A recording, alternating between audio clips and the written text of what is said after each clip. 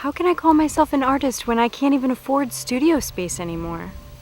Just because Jim could afford one of those $900 an hour attorneys, why does that mean he wins automatically? Yes, I cheated on him. Took him almost a year to figure it out. I wanted to get caught and move on. I had no idea this could ruin me financially. What am I supposed to do now? Teach painting for minimum wage? Move in with my parents? And I will never allow myself to be financially dependent on a man ever again.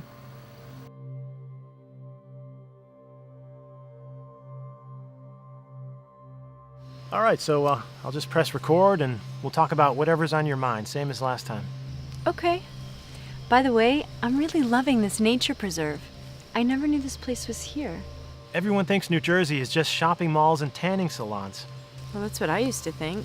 When you and Jim first got together, did your friends joke that you were dating one of those bridge and tunnel guys? Oh, I never mentioned it. I just said he's a Wall Street guy. And everyone assumed you were into him just because of his money? Yes. I was immediately blacklisted by a lot of my starving artist acquaintances, including my 2 roommates. They snapped into full-on bitch mode.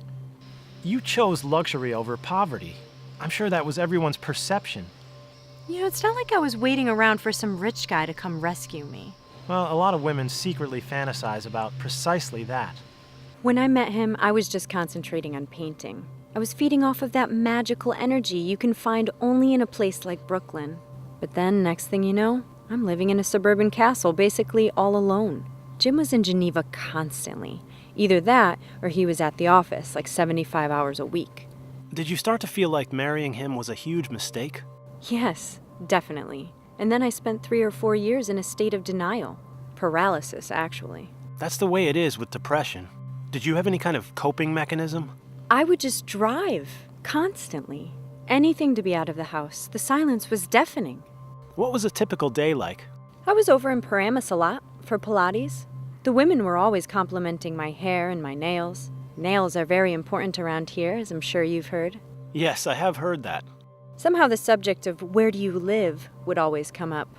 When I said Alpine, they would get all excited and ask if I was married to a celebrity, and I'd say he's kind of a celebrity in the financial world. And they would keep staring at me. I think they were hoping I would regale them with stories about my glamorous life. Then I would do a little shopping, come home, take a long nap, and that's about it. And he would finally return from the office at what time? Like 8:30 or 9. Probably expecting you to greet him at the front door wearing something sexy. Yeah, that didn't last very long. The honeymoon phase? Our honeymoon? It lasted 72 hours. That's when he got an emergency call from Geneva. I see. I'm wondering if Jim had any clue about the level of your unhappiness. Jewelry and clothing. That solves every problem. It's like you were living on a different planet than him. The scandal only made it worse. Jim is the majority owner of a private equity firm. Everything was smooth sailing until the government barged in, demanding documents. Check out the 3rd link I sent. You are not going to believe this. These are legitimate websites, not just those anti-Wall Street bloggers. So you guys are having date night, huh? I'm guessing this was his idea? He's hoping to rekindle things between us? Yeah, I'm weak in the knees. Ha! What gives them the right to call us a fraud scandal? All it is a blind witch hunt. Typical SEC bullshit. I need you in my life. I crave you. Oh my God, Stephen. You're such a hopeless romantic. I suppose that's admirable. They keep feeding this crap to the media month after month. My reputation is gonna be fucking ruined. Hello? 5th anniversary? Sorry, I'm hanging up now. I'll call you tomorrow. Okay, bye. You spend more time with your lawyers than you do with me.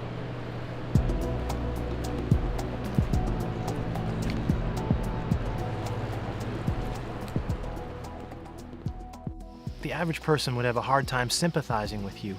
The way they see it, Jim was providing you a lifestyle of total freedom. He buys fancy cars, then gets sick of them and shoves them in the garage. It took me 5 years to realize I was just another one of his possessions.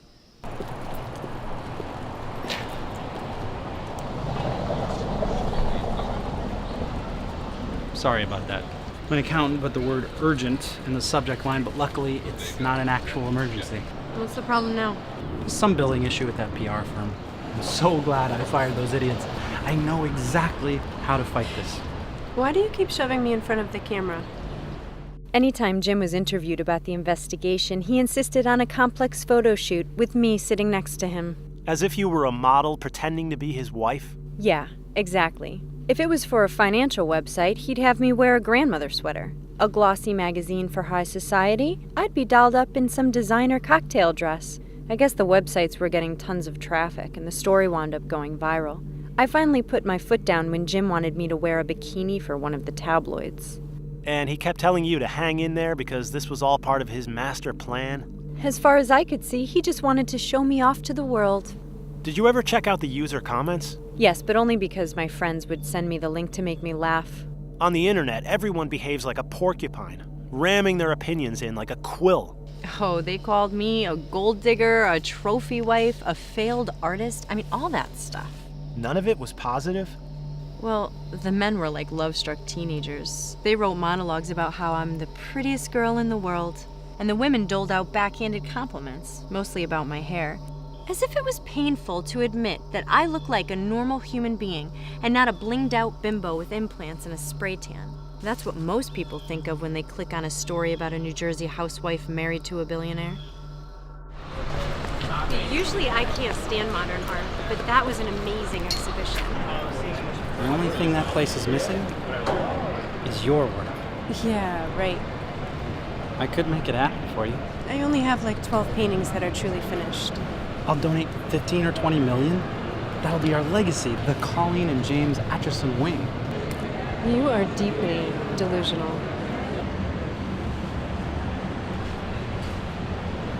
Can't understand why you're so sad all the time. Just aimless. If I bought you a painting studio in the city, would that make you happy? Like this place. I'll call him on Monday and make a cash offer. You know, the things I need from you can't be purchased. I want my dignity back.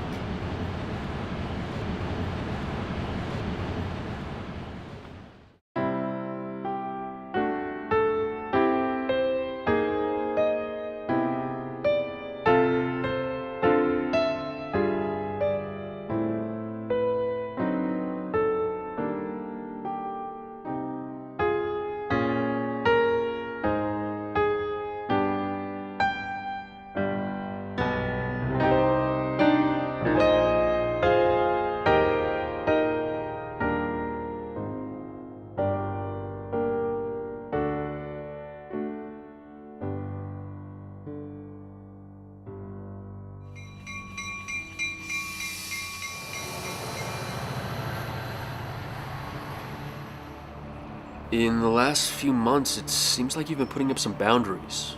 Am I just being paranoid? Sorry about that. The settlement talks are making me miserable. Jim is such a big crybaby. He'll only speak to you through his celebrity lawyer now? What the fuck is that? By the time they finish nitpicking the stupid prenup, that guy will probably get more money than me.